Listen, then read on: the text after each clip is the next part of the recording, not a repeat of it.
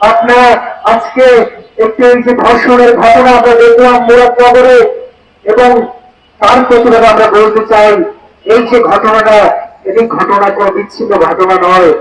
আমরা এর আগেও দেখেছি বিভিন্ন সময়ে, বিশেষত গত আওয়ামী ফেসিবাদী সময়ে আমরা দেখেছি একের পর এক ধর্ষণের ঘটনা ঘটেছে। কোন ঘটনার কোন বিচার কিন্তু আমরা, সুষ্ঠু বিচার কিন্তু আমরা পাইনি।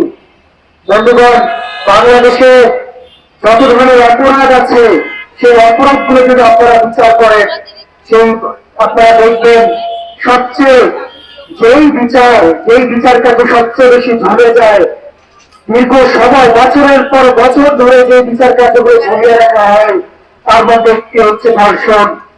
অর্থাৎ হাজার হাজার মামলা হয়, সেই মামলার কোনোটার কিন্তু কোনো শুনানি হয় না, এবং দীর্ঘ সময় ধরে যে ভুক্তভোগী, সেই ভুক্তভোগীকেই দেখা যায় যে এক ধরনের নির্যাতন এবং তাকে মানসিক ভাবে নানান ধরনের নিপীড়নের শিকার হতে হয়।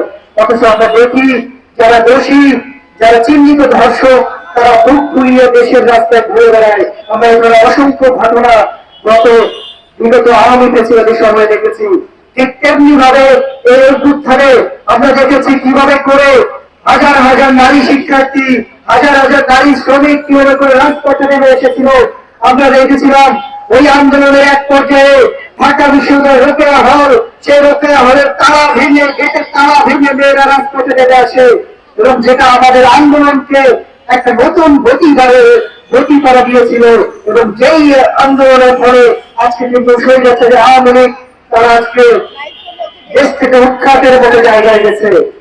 কিন্তু আমরা কি দেখলাম, 5 আগস্ট পরবর্তী সময়ে আমরা দেখলাম যে আমাদের নারীদের উপর একের পর এক আক্রমণ নেমে আসছে, এবং বিভিন্ন জায়গায় রাস্তাঘাটে মত তৈরি করে আমাদের নারীদেরকে হেনস্থা করা হচ্ছে, আমাদের নারীদেরকে ধর্ষণ করা হচ্ছে, এবং সেইগুলোরও কোনো বিচার কিন্তু আমরা দেখতে পাচ্ছি না।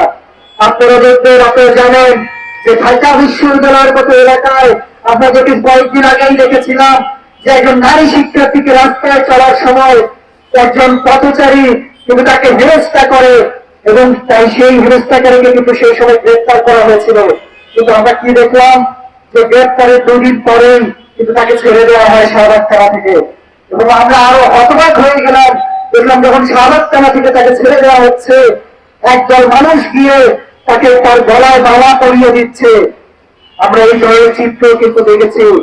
আপনারা এই ধরনের সমস্ত বিষয় কিন্তু অভ্যুত্থান পরবর্তী সময়ে দেখেছেন।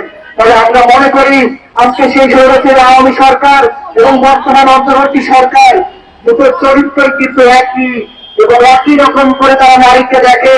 নারীদের ক্ষেত্রে যে নীতিগণ হচ্ছে, সেই নীতিগণের বিচারের ক্ষেত্রেও কিন্তু তাদের একই চিত্র আমরা দেখতে পাচ্ছি। তবে বন্ধুগণ, আজকে আমাদের এখানে যে তাৎক্ষণিক বিক্ষোভ সমাবেশ, সেই তাৎক্ষণিক বিক্ষোভ সমাবেশের পক্ষ থেকে আমরা বলতে চাই, অনত বিলম্বে এই মুরাদনগরের এই ঘটনার সুস্থ তদন্ত করতে হবে, এবং তদন্ত সাপেক্ষে বিচারের আওতায় নিয়ে আসতে হবে দোষীদের। বন্ধুগণ, আমাদের সমাবেশের এই পর্যায়ে আমি বক্তব্য দেওয়ার জন্য আহ্বান করছি